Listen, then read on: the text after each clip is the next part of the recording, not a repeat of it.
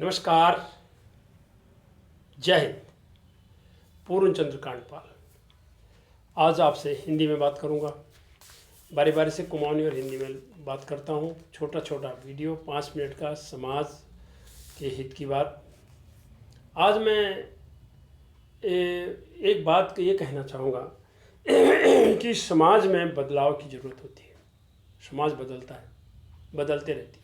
पुरानी परंपराओं को लोग छोड़ते जाते हैं, नई परंपराओं को अपनाते जाते हैं, क्योंकि समाज में बदलाव आता है, साक्षरता बढ़ रही है। उदाहरण देखते हैं हम, शादी की उम्र देखिए। किसी समय में बाल विवाह हुआ करते थे, 12 साल की कन्याओं की शादियां हो जाती थी। आज वही 24 साल, 21 साल तो कानून के हिसाब से है। तो ये बदलता है और हम नई नई चीज़ें हम अपनाते जाते हैं, पुरानी चीज़ों को हम छोड़ते चले जाते हैं।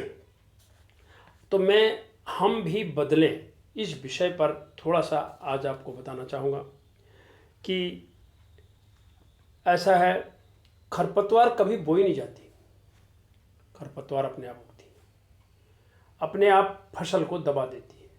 सामाजिक बुराइयां भी, सामाजिक कुरीतियां भी, अंधविश्वास भी, ये अपने आप हमारी अच्छाइयों को दबा देते हैं, ये पनपने नहीं देते। ये एक किस्म से अंधकार है। ये अंधकार और उजाले की एक किस्म से आपस में टकराव होता है, जिसमें अंततः उजाला ही, प्रकाश की ही जीत होती है, सत्य की ही जीत होती है। तो इसी तरह सामाजिक बुराइयों को अगर हम जब तक उनकी चर्चा नहीं करेंगे, बात नहीं करेंगे, तो तब तक ये दूर नहीं हो सकती हैं। अब 2 उदाहरण और देता हूँ। कन्या भ्रूण हत्या है और दहेज है। अब ये दोनों सामाजिक कलंक हैं। एक तरफ हम कहते हैं बेटी बचाओ, बेटी पढ़ाओ, बालिका दिवस मनाते हैं, और दूसरी तरफ अभी भी हम देख रहे हैं कि कन्या भ्रूण हत्याएं हो रही हैं। कई राज्यों में इसका जो अनुपात है, लिंग अनुपात, वो बिगड़ा हुआ है। उसी तरह से इसका मुख्य कारण क्या है? वही फिर दहेज। मांग कोई नहीं रहा है, लेकिन स्वीकार सभी करते हैं, अप्रत्यक्ष रूप से मांग करते हैं। तो ये सारे कलंकों की चर्चा हमें करनी पड़ेगी। और लड़की को जो ये पराया धन कहने की एक आदत शुरू से चल रही है, क्यों कहेगा पराया धन? भाई, कन्यादान की हमारी प्रथाएं हैं, ठीक है, तो अगर आप पराया धन कहेंगे तो फिर पराये धन का कन्यादान करेंगे? पराये धन का तो कन्यादान हो ही नहीं सकता। हमारी बेटी है, हम उनकी शादी करेंगे, जैसे करते हैं, सभी करते हैं। और उसी के तरह से पराया धन कह के और लड़के को ये प्राथमिकता, जी इसने तो हमारा वंश चलाना है, हमें मुखाग्नि देनी है, पिंडदान देना है, श्राद्ध करना है, बहू आएगी, सेवा करेगी। ये सारे भ्रम जो हमने पाल रखे हैं, ये हमारी सामाजिक रूढ़िवादिता को ही एक किस्म से मान्यता देते हैं, और हम लड़कियों को फिर कम स्तर करके आँख करके देखते हैं। अब बोलो जी, अगर लड़का नहीं होगा तो कल को मर जाएंगे तो मुखाग्नि कौन देगा, श्राद्ध कौन करेगा, पिंडदान कौन करेगा, ये कौन करेगा, वो कौन करेगा? तो फिर हमारा बेटी और जो हमारे संविधान ने दोनों को बराबरी का हक दिया है, और हम जिसे हम मान के चल रहे हैं, तो फिर वो हमने कहाँ माना? तो इन सामाजिक कुरीतियों को हमको धीरे धीरे करके समझना पड़ेगा।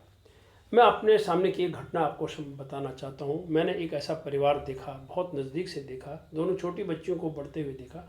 उनके परिवार में मम्मी और पापा थे और दोनों बेटियाँ थी। बस उन्होंने अपनी बेटियों को बेटा समझा, बेटी समझा, उनको पढ़ाया लिखाया, खूब अच्छी शिक्षा दी।